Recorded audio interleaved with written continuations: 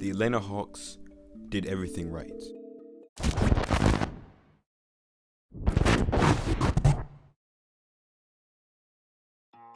The Atlanta Hawks, led by Trae Young, have made a huge leap in just one season, from the 14th seed in the East last year to making the playoffs as a 5th seed this year. In this video, I'll be talking about how the Atlanta Hawks have turned the franchise around in such a short amount of time, and they've seemed to do everything right over the past few years. When looking at the history of the Hawks, we have to start with Bob Pettit, one of the most important players in franchise history and a pioneer of the game.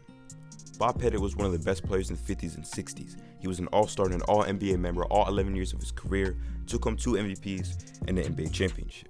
Lou Hudson and Pete Maravich are players we saw in Atlanta in the 70s. Later, we saw one of the best players of the 80s and early 90s as Dominique Wilkins, one of the best dunkers of all time, electrifying crowds like very few could.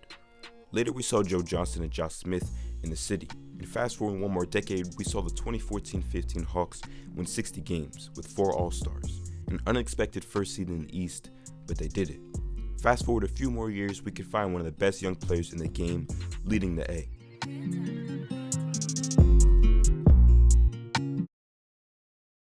Trae Young, or Ice Trae, depending on how you know him, is Atlanta's franchise cornerstone. One of the best offensive players in the entire NBA, even at his young age. Coming into the NBA, the Hawks and Mavs swapped Trae and Luka on draft night, so they would be forever compared to each other. And Luka may be better, but the Hawks and their fans are still extremely happy with this pick. Trae is an incredibly smart offensive generator. He combines scoring from all over the court and the ability to pick his spots with his all-league passing ability, every move made with high basketball IQ. The most notable aspect of Trae's game is probably his range. He's in that category of players who you need to check once they cross half court, and this type of impossible range stretches out the defense and really spreads the offense. Along with Trae being dangerous from deep, he can also do damage in the paint and is one of the best pick and roll players in the league. Out of the pick and roll, he loves to get defenders on his back to give himself more time to make a play.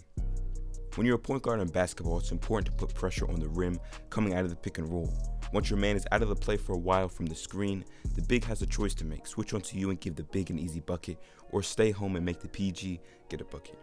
And Trae's great at both and make decisions with the quickness and with precision, so you really have to pick your poison.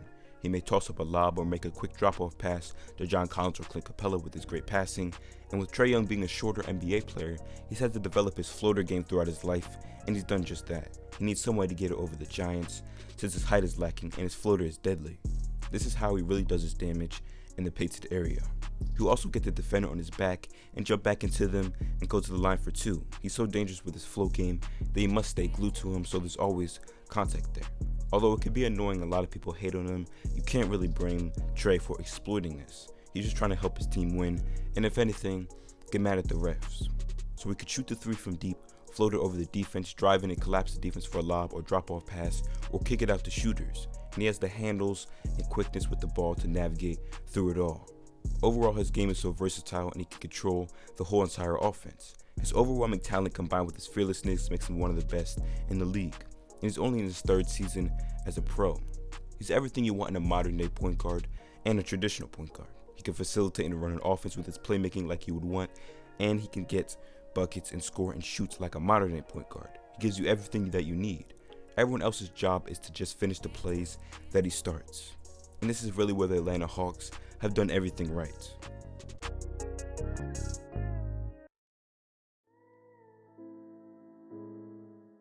After the Atlanta Hawks' surprise 61 season in 2015, things started to go downhill, which is to be expected after a huge season like that. Over the next number of seasons, they would start to lose the guys who really made up their team, first Amari Carroll, then Jeff Teague, Al Horford, Kyle Korver, and Paul Millsap.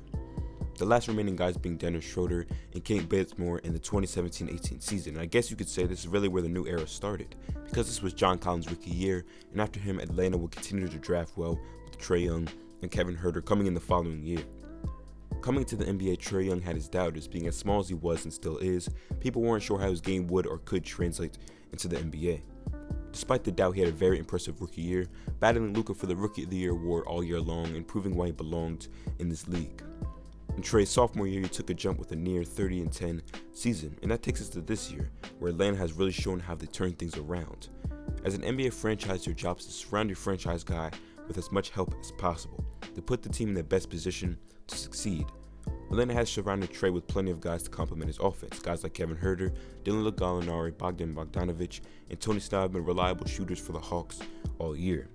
Out of pick and rolls, the defense collapses, and we know Trae will find these guys. And Atlanta brought in Lou Williams to handle the ball when Trae is off the floor, so they always have a steady diet of offense.